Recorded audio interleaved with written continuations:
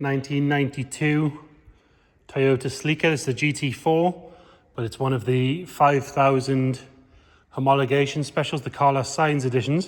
So obviously homologation for it to be allowed to be used in the WRC. Like I said, they made 5,000 worldwide, 440 of them came to the UK. Not many of them are left. Based on a standard GT4, so obviously the quicker four-wheel drive turboed Celica, but it's got extra bits and bobs on it. If you check the description, we'll detail exactly what's on it. This car is completely standard in every way. Standard wheels, standard suspension, standard interior, standard engine. It has had 2 previous owners, which were both in the first 3 years. It looks like it was a pre-registered or a dealer car, and then went to an owner for 3 years, and then it was bought by the current owner in 95. It's then been parked in a garage for a lot of its life. It's recently been brought out, given a light refresh and a recommission, been gone through, polished up, all that sort of stuff. Wheels refurb, things like that. And it is showing 23, I'll show you exactly, 23,000 miles from new. So easily one of the most honest examples around at the moment. We'll start by having a look at the bodywork. If we look down this driver's side, you can see lovely and straight all the way down. There's no ripples or dents or anything like that. Panel gaps are all lovely. If we start on this front wing, you can see the arch itself is lovely and clean and tidy. There's no sign of any rust or corrosion or anything in that. If we have a look in there, you can see things like springs and everything are all exactly as you'd expect for the sort of standard of the car. So like I say, original wheels, they have just been refurbed. And it's on a Uni-Royal tyre on this side. I believe they match all the way around, but we will double check. There is another set of wheels that goes with the car, which I'll show you. There's one in the boot. The rest of this wing, all lovely and clean, nice and shiny. Around the indicator is good. So we move down this driver's side, you'll see the sill is lovely and tidy all the way along. There's no sign of any dents. It's not been bashed up any curbs or anything like that. All lovely and clean. This driver's door, again, nice and straight. There's no ripples or anything in that. All the trim is exactly where you'd expect it to be. Round the handles are good.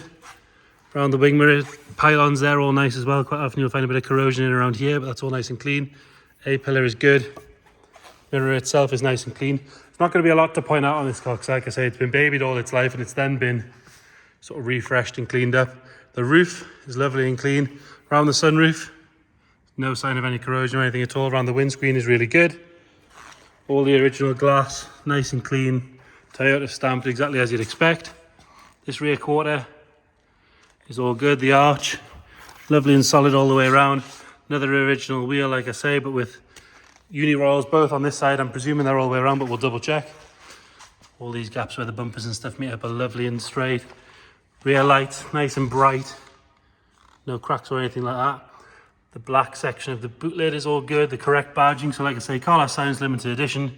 Got your turbo badge and your Celica badge. Quite often these spoilers get sort of abused. The car gets lifted up, or the boot gets lifted up by the spoiler, and these pieces sort of don't line up and things, but actually this one is perfect. It's really good. The underside of the spoiler is just as good, all lovely and clean and straight. Standard exhaust, all nice and clean, as you can see underneath. Lovely and tidy as well. Doesn't seem to be dropping any fluids on the floor or anything like that. Engine's gorgeous on it, but we'll start that in a second.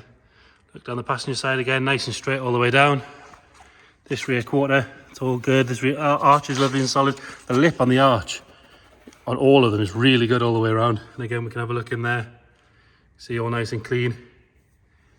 Another Uni-Royal tyre as well.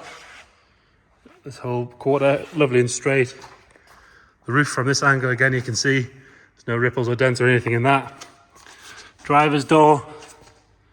Again, no ripples, no dents, no marks, no scratches, nothing at all. This sill, just as clean as a little bit of dirt there, which we'll clean off, but other than that, it's not been jacked up wrong, it hasn't had the vents blocked or anything like that. Like I say, the panel gaps are all excellent. Car's never been apart. Front arch on this side, again, lovely and solid. Another Uni-Royals, that is full match and Uni-Royals all around. Obviously one of the traits of a GT4 and some of the special editions with things like the spoiler lip on the leading edge of the bonnet. Some of the other bits, obviously the bonnet itself with a large intake and everything. This is the what they call an ST185 shape. So this is the pop-up headlight car with that front end. If you're of my age and play things like Sega Rally, you'll know this car. The front end, it's There's no sign of any stone chips, there's no scratches, there's no dents. Even the lower half of the bumper, it's not been rammed up any curbs or anything at all, and you can have a good look underneath there. Under train, everything's still present. Normally those things go walkabouts by now. Bonnet itself, lovely and straight. You've got, this is how picky we're going to have to be. There's a little bit of a scratch on the wiper arm where the paint's flaked off, but that's just how picky we're having to be to find out something wrong with this. On the interior, so black interior on a red car. So it's got some electronics with it being Japanese, so auto electric windows, electric mirrors, sunroof I believe is electric. It does have the correct original stereo. No one's replaced that for a cheap nasty aftermarket unit. 22,000, we'll get in there properly so you can have a look. Sorry, excuse the dodgy camera work. 22,871 miles. Lovely and clean in here. Carpet set's all nice and tidy. We'll lift the seat forward. And again, in the back, it doesn't look like it's been used at all. But again, for those miles, low ownership. It's been in the same owner since 95, like I said. It's not going to have been abused, is it?